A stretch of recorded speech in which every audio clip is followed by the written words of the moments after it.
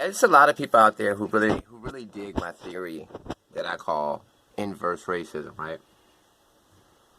And inverse racism is basically when your own people expect you to embody the stereotypes that were created for your race. For example, if you're black and you speak properly and you carry yourself with dignity and you carry yourself with class, dignity, and you carry yourself like a civilized human being, if somebody says, hey, you're not acting like a real black person, you're supposed to be gangbanging, you're supposed to be speaking with ebonics, you're supposed to be ignorant, you're supposed to act like an ape, a silverback gorilla, in order to be a legitimate black person, then that's inverse racism, because what they're doing is they're lowering the bar for you instead of raising the bar for you. They want you to be unintelligent, they want you to be genocidal, destructive, and uneducated. So sometimes in life we got to understand that our own people can be trying to enslave us. You understand what I'm saying? You've got a lot of people out here who are in the matrix, caught up in the matrix, and they don't even realize they're in the matrix, but they're trying to, you know, criticize people who've made it out the matrix. One of the worst things that I've ever seen in my life, man, like I said, my dad has been teaching school for 40 years. I'm an English tutor in the projects. Whenever I see a kid who is very intelligent, very well spoken, very well read, like there was this kid, man, he was in the 6th grade, but he was on such a high reading level. He was reading on like a 12th grade college level.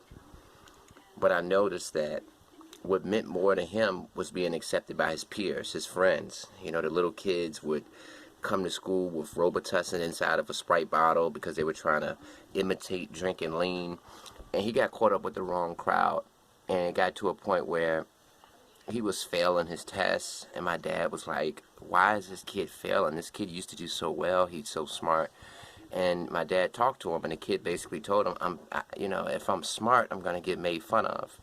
You know, my friends are stupid. My friends are failing. They're not good at school. They keep getting suspended and put out for fighting and stuff like that. So if I'm doing well in school and making A's, I'm not going to fit in with that crowd. Basically, that's what he said. And that's one of the saddest things I've ever heard in my life, because that's one of the prime examples of inverse racism. Inverse racism is when you as a black man expect your fellow black man to be a gorilla, an ape, a silverback. You don't expect them to be intelligent. You don't expect them to be cultured. You don't expect them to be a cultivated person. You know, you want them to be, stupid. And I think that a lot of people need to understand that. And I don't think people realize that the person who's perpetuating the stereotypes of the NIGGER, of the black ignorant nigger, a lot of times are fellow black people. And I think that inverse racism is a real thing. I dealt with it when I was younger. People would run up on me, "Are you white? Why do you talk like that? You sound white." So basically, intelligence and being well-spoken has to be a white thing. It can't be a black thing. With us, we got to be stupid, right? You can't be a Dominican/black. If you have light skin, you got to be white. You know, you can't be Latino and black. Can't be an Afro-Latino. You got to be white. So yeah, man, inverse racism is real. And basically what I want to say to you guys out there is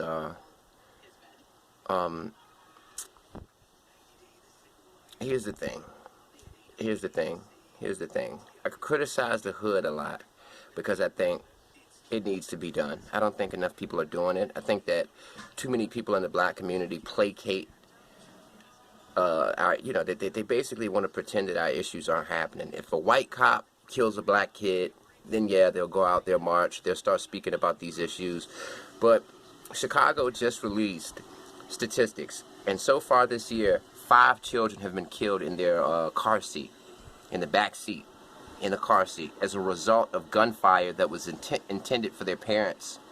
So if a guy who's a gang member is taking his daughter to McDonald's, he has her strapped up in the car seat.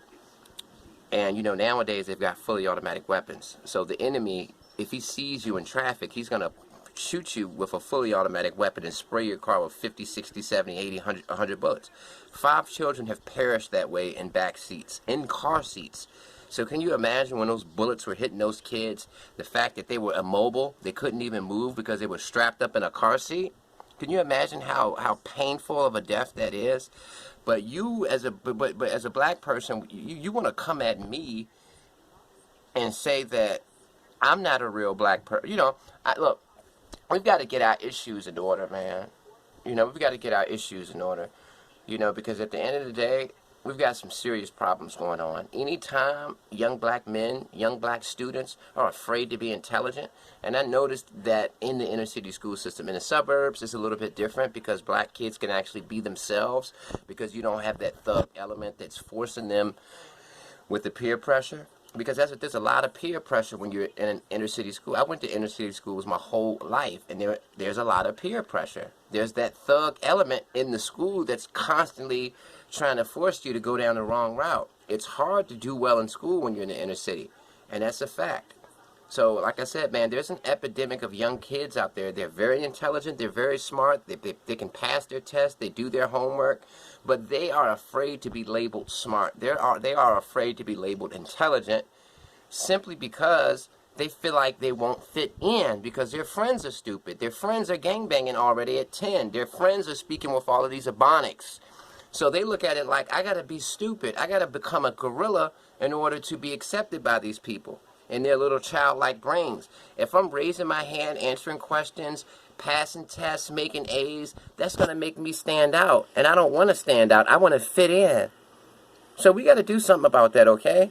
And I know you guys probably get tired of me discussing these heavy issues, but my channel is about speculation. It's basically me spectating life. I'm spectating what's going on in my community, your community, his community, and I think that these issues really need to be discussed. So, hey guys, what do you think about inverse racism? Do you think that inverse racism is a plague that affects black people only, or does it exist in the Latino community, Asian community, and white communities as well?